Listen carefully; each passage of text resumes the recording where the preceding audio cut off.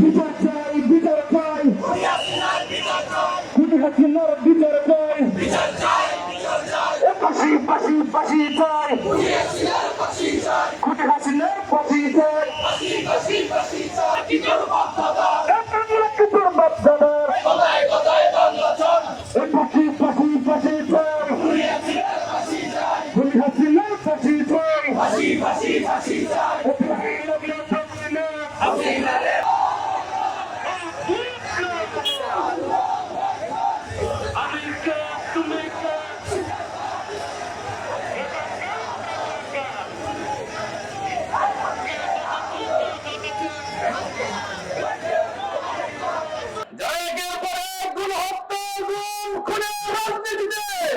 বাংলাদেশের 25 ইঞ্চি জমিনকে রক্তে লাঞ্ছিত করেছিল, যাদের কাছ থেকে এই দেশ উপহার পেয়েছিল 28 অক্টোবরের মতো ঘৃণ্য ন্যাক্কারজনক ঘটনা, যারা উপহার দিয়েছিল শাপলা চত্বরে লাখো লাখো মুসলিম মুজাহিদ ছাত্রদের গুলি করে হত্যা করার দৃশ্য, যাদের ফাঁসিবাদের সূচনা হয়েছিল পিলখানার গণহত্যার মাধ্যমে, সেই ফাঁসিবাদের চূড়ান্ত রূপরেখায় দেশপ্রেমিক আমাদের শহীদ নেতৃবৃন্দকে তারা জুডিশিয়াল কিলিং এর মাধ্যমে হত্যা করেছিল।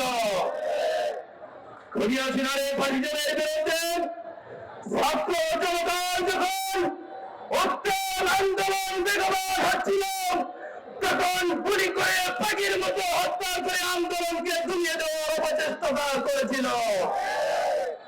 সারা বাংলাদেশে পাখির মতো হত্যা করে গুলি করে গণহত্যা এবং শিশু হত্যা দিয়েছিল খুনি হাসিনা এবং তার ফাঁসিস্টদের দোষরা। সংগ্রামী উপস্থিতি, 2000 শহীদ, প্রায় 20,000 আহত পঙ্গুত্ব ভাইদের আত্মত্যাগের বিনিময়ে পেয়েছি আমরা লাল জুলাইয়ের এই বিপ্লব। এই বিপ্লবকে আমরা হাতছাড়া হতে দিতে পারি না। প্রয়োজনে আবার জুলাই হয়ে নেমে আসবো, জুলাই ব্যর্থ হতে দিব না ইনশাআল্লাহ।